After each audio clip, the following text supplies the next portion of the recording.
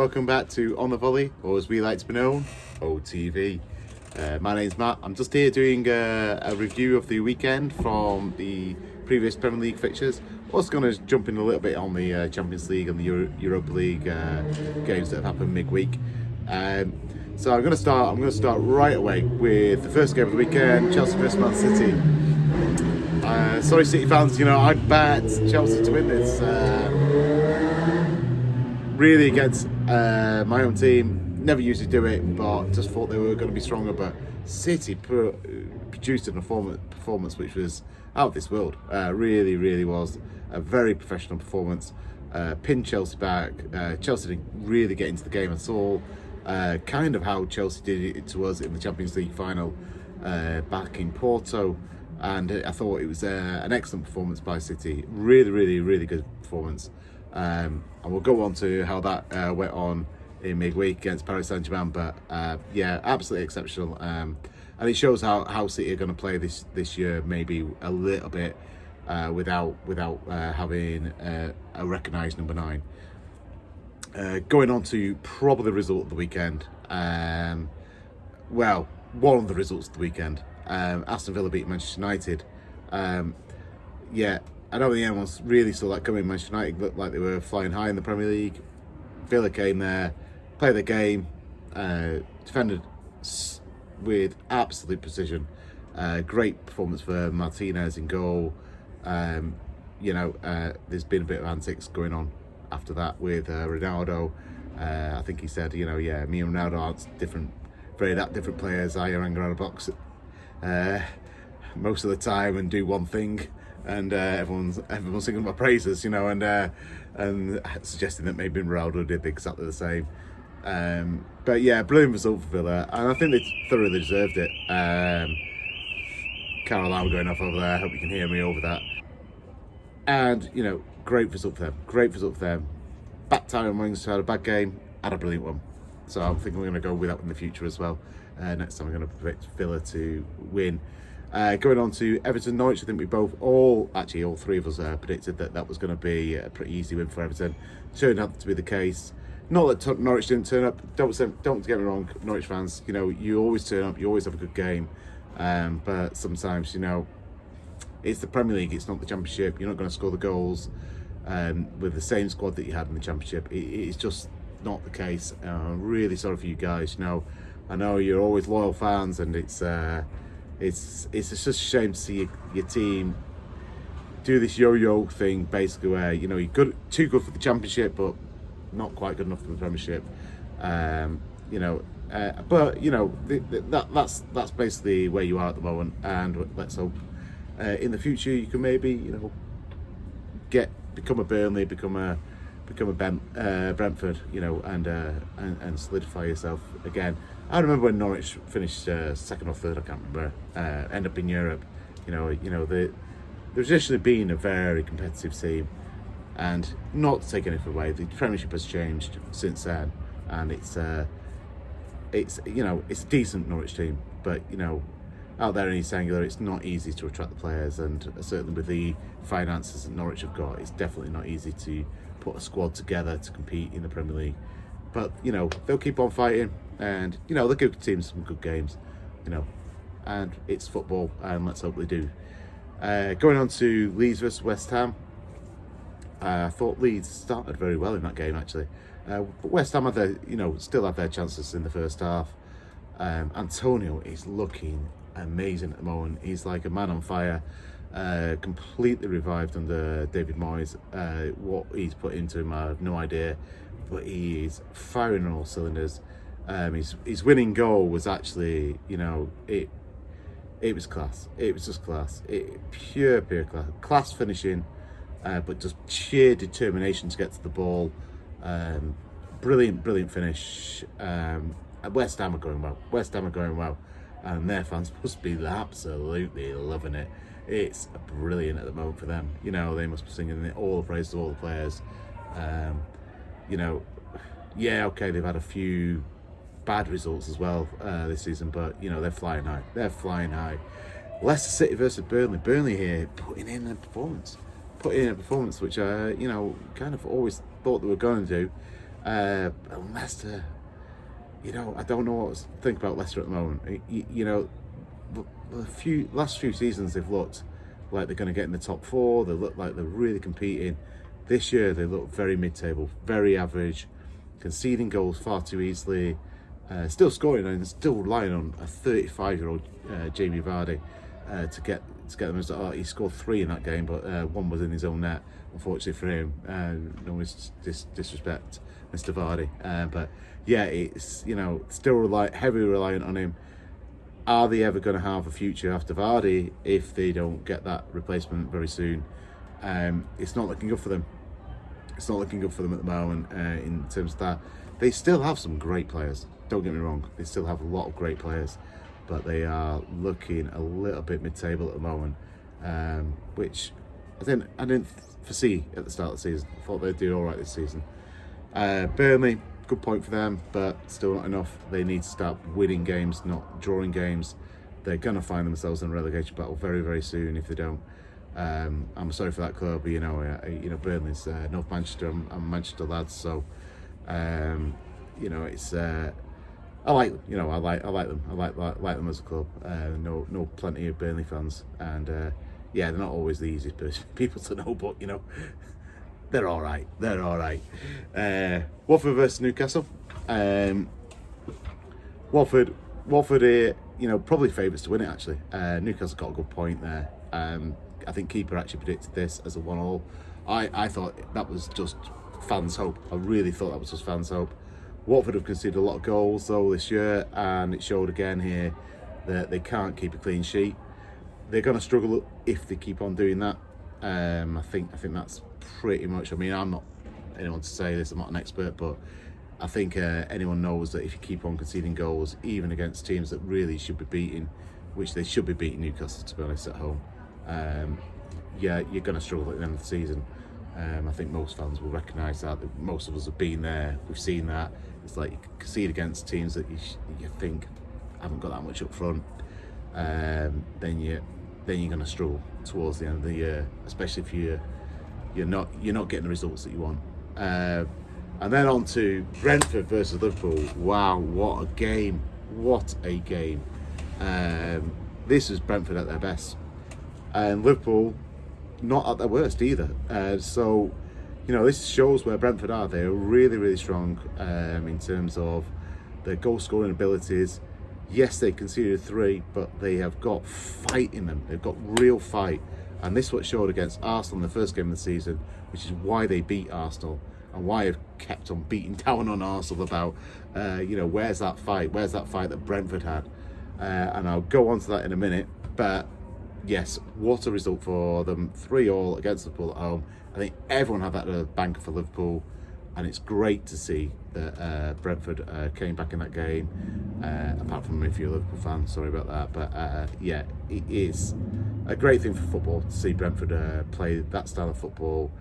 And it's their own unique brand. They're not copying anyone in the Premier League.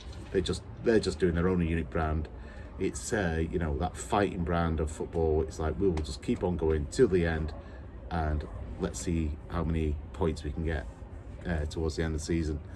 So yeah, they're moving into kind of Sunday, which was not a special day in the Premier League, was it? Oh, apart from the North London derby. Well, Southampton lost at home to Wolves. Let's go with that one first. Southampton have been doing pretty well actually, not conceding goals and getting good draws, but Wolves won that one. I think that was Jimenez scored his first goal for nearly a year since his massive head injury. I'm so glad to see that guy back, playing football again. It's a horrendous thing to have an injury and to be out of football or to be out with any sport for such a long period of time. And it's really nice to see a guy back. I believe he still has to wear the protective headgear. I think that's an insurance thing. But it's lovely to see him back and score that goal. It was a great goal as well. Well, it wasn't great in terms of Southampton's defence, but he finished it. He finished it well. Really good for him. Really pleased for him. Really glad he's back. His best better for everyone to have all the best players playing at all times in the Premier League. And then on to the North London derby. Shah's obviously buzzing on this one. We watched a bit of this game down the pub together. 3-0 up at half time. Absolutely blew Tottenham away. Completely unexpected for me. I didn't know Arsenal had that much fight, but it is a derby. So maybe that just gives you that extra bit that you need, and they did have that fight this time. They really showed that they have some fight, and but let's not make this a false dawn. I know they've won 3 out of 3 now, but they won 1-0, 1-0, and then they've won the derby. Tottenham have won 1-0, 1-0, 1-0, and then they've lost the last 3. So it will show in the next few games actually, and we all said that this would be Arteta's moment, whether or not he stays or goes. Or Keeper and Shah definitely said that. I thought it would be after the Norwich game if he lost, but yeah, this one was the absolute pinnacle. If he'd lost this one, I think he might have gone. I think he's got a stay of execution just from that one result. Is that right? I'm not sure. Let's see how he goes in the next 2 or 3 games. Their fixtures maybe favours that, but I don't know. You know, let's see. I'm not here to say whether or not Arteta should stay or go. That's up to Shah. He's the expert on Arsenal, so we'll let him talk about that. So I'm going to jump in straight to the Champions League games. I know it's going to be quite a long segment because I'm going to cover so many games. So I'm going to start top of the bill for me was obviously Paris Saint-Germain versus City. So I watched the whole game on this. I don't always watch the whole game. I haven't got that much time on my hands, but I do watch all the City games. This is where I consider myself more expert than I am on the other ones. It's not I'm an expert, I'm just more expert on those. But City, yeah, to be honest, apart from the goals, City played exceptionally well. You know, they dominated Paris Saint-Germain. You know, considered a goal in 7 minutes. I think that kind of knocked a little bit of the wind out the sails for City. It was kind of like it was Mbappe doing exceptionally well. He did really well down the wing, crossed the ball across. If you put the ball in for the byline, you're always going to have a chance that it's going to be some sort of deflection, and it's going to just happen to end up with your guy. Great finish by it was right in the top corner. It looked like he was taking a free kick from 6 yards out. We absolutely wellied it into the top of the corner. It was a great finish. He was lucky there was no one in front of him, but it was a great finish. And then City completely dominant, had their chances, hit the bar twice in the space of one attack. Sterling headed onto the bar. I think it was slightly tipped onto it, and then Bernardo hit it against the underside of the bar and came back. I think that was probably City's best chance, though. And this is my point about City. We beat Chelsea 1-0. And that's a great result, don't get me wrong. We drew 0-0 against Southampton. And then it's a zero goal game against Paris Saint-Germain with all that possession, all that ability to put the ball into the box, all that ability to take them on against probably one of the favourites for the Champions League this year. And what is missing? What is missing is people running into the box and attacking that ball that's being put in, because there's probably Sterling making one run to the front post every now and again. The guys don't know where to put it because they don't know where the one player is going to run and make that and where they need to put that ball for him to get that opportunity. And this is going to be a constant this season, I think, with City. And I think some City fans have already picked up on it, and some City fans are quite critical of anyone who criticises Guardiola for the fact that we didn't buy a striker in the summer. But if you look at that game, that really does show where we are lacking. We are lacking that guy who makes that run, that the crosser of the ball knows he's got hitting. And at the moment, it's just a little bit too fragmented. Now, it's fine. We scored a lot of goals already this season, City. And it looks like we're going to wipe the floor with anybody when we're on our form. But when you come up against a really talented team or a really good defensive team, this is where we're going to struggle. I think this is what we need to correct as City. I'm saying that, you know, with complete respect to Guardiola, he's, you know, an exceptional manager, but this is what City fans have been crying out for pre-season, is let's get someone. You know, we've lost Aguero. No, he didn't play last season very much, but I think just having him in the tank was almost enough for defences to set up differently to us. But now it's just like, without any threat of that ball going in, they just know exactly how to play us. And I think that may be City's Achilles heel this year. I hope it's not, obviously, being a City fan. I hope I'm wrong, Guardiola's right. But let's see. It's not a position of what being really against Guardiola. He's such a genius. But yeah, stand up performances again. Club Brugge beating Leipzig, you know, away. That's a good result. That's a really good result for them to back up their 1-1 against PSG 2 weeks ago. Liverpool beat Porto 5-1. Apparently that's quite a common result against Porto. Liverpool stuffing them. AC Milan, someone who I fancied actually, a team that I fancied to do quite well this Champions League, lost at home to Atletico. Sorry. I think that may be the final nail in their Champions League coffin, to be honest, and they'll be dropping into the Europa League. Ajax beating Besiktas 2-0. They're going well. Ajax going very strong.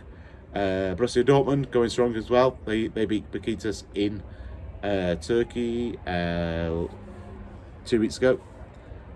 But again, we're going to a group which is some would not predict who will be top of this group in Group D. Sheriff Tiraspol. I think they're from Moldova. I've never really paid much attention to the Moldovan league, but they are now top of Group D after beating Real Madrid at the Bernabeu. What a result for them. You know, to back up the result last week, I think they beat Shakhtar 2 weeks ago. Wow, you know, doing very well. You know, look, a good team. You know, no idea where they came from, but they are definitely in there. You know, they're definitely in there now. Going to Thursday night, we've got Benfica beating Barcelona 3-0. You know, what a sorry state for Barcelona. I did predict 2 weeks ago that Barcelona gets stuffed by Bayern, and they did. They look a club in disarray at the moment. No idea where they're going to end up. They look like they're doing all right in La Liga, so you know, maybe at least they can save their La Liga season. But Champions League, just don't think they're there at the moment. Don't think they go. And this is Barcelona. You know, this is a club that I've seen for years and years and years dominate the Champions League, or always be a part of the Champions League. But they've overspent on wages, never punished by financial fair play. That's another video. And now we're end up basically near bankruptcy and had to sell all the best players. Exactly what financial fair play was supposed to stop, but it didn't for Barcelona. So next game, Bayern Munich 5-0 against Dynamo Kiev. They look strong. They look really strong again this year. Won it season before last, not 2 years ago now, but season before last. They look really strong contenders this year. Very, very good team. A lot of talent in that team as well. And they've rebuilt as well. You know, they built from youth. They've got rid of a few of their older players, but still look exceptionally strong. A very well-run club, I guess, but always dominant in German football. So, kind of the Manchester United for me of German football. Not a big fan of those ones, like Juventus, which we'll come to. Atalanta beat Young Boys. Atalanta are in Manchester United's group. A team that punches above their weight. Doing well again. Good luck to them. Manchester United with a last-minute winner. Ronaldo last-minute winner against Villarreal. I didn't watch the game, but I understood that Villarreal had many chances to get a few up in the first half. Didn't take them. That's what football does to you. It punishes you. It punishes you. If you don't take your chances, it punishes you. And they were punished in the 95th minute, which also I didn't mention before in the Premier League one. Also, Brighton had that result against Crystal Palace, the 95th minute equaliser. Salzburg beat Lille. Wolfsburg drew with Sevilla. Let's not talk about that. We're not really that interested in that, are we? Zenit beat St. Petersburg, beat Malmo 4-0, and then Juventus beat Chelsea. Juventus have actually had a bit of form in Serie A recently, which probably justifies that result in terms of how the team's going at the moment. Chelsea are probably a bit unlucky in that game in terms of just to lose 1-0. Fought very well. But to be honest, it's not that bad a result for them. They can take them back to Stamford Bridge, and if they beat them, they'll probably top that group. They're still a strong team. They're still a very, very strong team. So, going on to the weekend's fixtures. This is a really long podcast. I'm really sorry, we are covering a lot. There's been a lot of games we haven't covered. So, talking about the first game, Manchester United versus Everton. That's quite an interesting game, actually. Everton been going strong. United actually having a bit of a wobble at the moment. They'll be on a bit of a high from that last-minute goal in the Champions League, but Everton are a decent team. I'm not going to make any predictions because that's what we all do together. But that's a decent game to watch. I think that's a pretty decent opening game for the weekend. Actually, I think obviously Chelsea Man City was a better one last weekend, but that was last weekend. Burnley versus Norwich. Is that a 6-pointer? Is that a 6-pointer or not? I mean, that looks like a 6-pointer to me. Burnley really, they've got a point. They've got a point, and Norwich have got none at the moment. They got a point against Leicester. Burnley at home. I guess you've got to fancy Burnley on that one. But yeah, that's a really important game for both clubs. Chelsea versus Southampton, you've got to fancy Chelsea. Leeds versus Watford. Again, another important game actually here, because Watford here could actually kind of save themselves a little bit of trouble towards the end of the season. If they go away to Leeds and win, I don't think many people are going to say Watford are candidates for relegation anymore. I think they're going to start thinking, Watford, they're going to finish well above relegation, but they will be worrying about Leeds. Leeds definitely need a win in this game. Sorry, Leeds fans, but this the way your season's been going. You had a great season last season. I think this year you just not not quite hit those heights basically. But you never know. Bielsa, sorry, he's a decent manager, and he can turn it on a head like that because he is absolutely an exceptional, talented manager with a lot of knowledge. It's just whether he gets stuck in that kind of mentality of what I'm doing is right and I'm just going to keep on going with it, or I need to change things because what I'm doing isn't working. Let's see what he does. Let's see if he shows up a little bit of his defence, because that has been Lee's major issue this season, conceding too many goals. Again, not going to make a prediction, but important game. Wolves versus Newcastle. Yeah, again, I'm sorry for Newcastle. Here again, I'm not really that confident with you. Especially coming up against a seasoned manager with who you've got in charge at the moment. But last time out, 1-1 against Watford. Maybe they've got a chance. I don't see them really win it, but I think they've got a chance of drawing it. Wolves haven't been going that strong this season, but that's anyone's call, really. That game really is anyone's call. Brighton versus Arsenal. Well, that's an interesting one. That's a really interesting one. Mainly because Shah is going to knock me if I back Brighton, and because every time I've not backed Brighton, they've won. What can I do? So do I back Arsenal in this game? I think this is a real test for Arteta. This would normally look like a favourable fixture for him. He's come out of the London derby.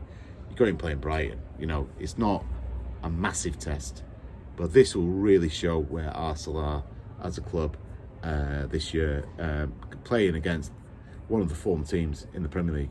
And if they can actually get a result, you know, fair play to them, and it looks like Arteta will be saying. So moving on to Sunday's fixtures, we've got Crystal Palace versus Leicester. Again, you know, quite a complicated game this, because Crystal Palace felt you know, absolutely gutted for the fact that they drew that game with Brighton on Monday night, playing against Leicester, who could not come into this game with any form. And this is, you know, where you start to find out about teams. Are you gonna step up to the mark? Are you gonna go beyond your previous performance, or are you gonna retract into, okay, let's just go there and get a result? Because that's what where Leicester are at the moment. Palace probably just think, well, at the moment we're just evolving. You know, we're evolving as a team. Vieira's come in, he's a new manager. You know, Leicester are an experienced team.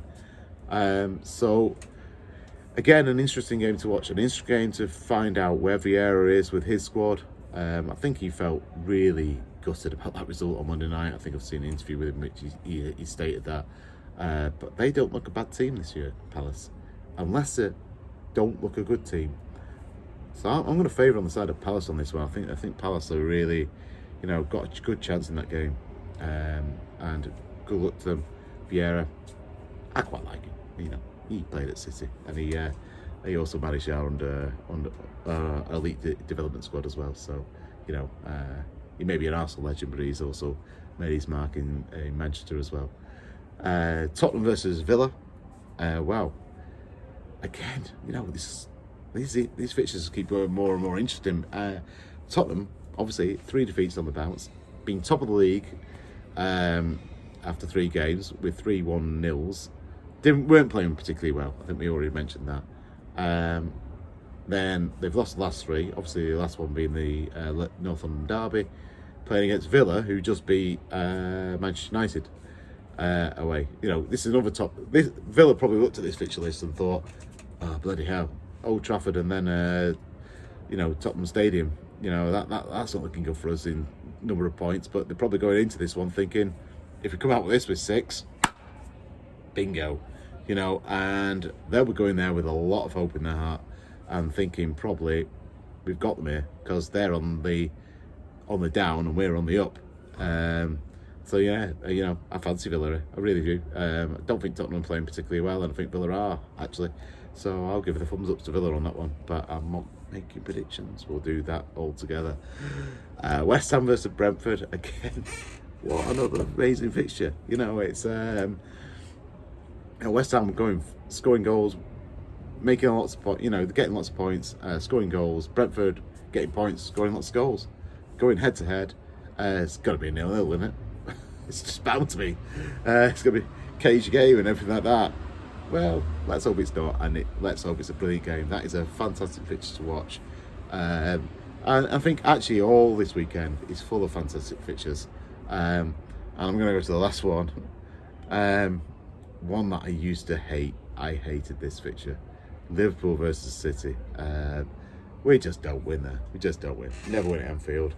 Won there last year with no crowd, but the crowd's back. Last time we won before that was, I think Anelka scored 2. Well, I know Anelka scored 2. I can't remember exactly. I think it was something like 2003 or something like that. Yeah, this isn't. But you know, I'm confident in City. We're playing well. We're playing really, really well. Okay, goals aren't coming, but you know, we're a good team still. And there was no inquiry needed after Paris Saint-Germain. You know, 2 exceptional goals in a way, or you know, exceptionally. One was a little bit of a lucky ricochet. The other one was an exceptional Messi goal. You know, looked solid defensively. Looked like we could dominate midfield, and this will be a real test. And again, this is probably the game anyone should watch over the weekend. But all the other ones, I could see there's something in each of them. There's not really many dead rubbers in this weekend. It's a real bounty of football fixtures. I hope you enjoy it. Enjoy your football. That's what it's all about. It's all about enjoyment. It's enjoying the game, enjoying the ebb and flow of the game. You know, that's why I love football. So enjoy your weekend fixtures. Enjoy the results you've had during the week. For me, Matt, I'm out.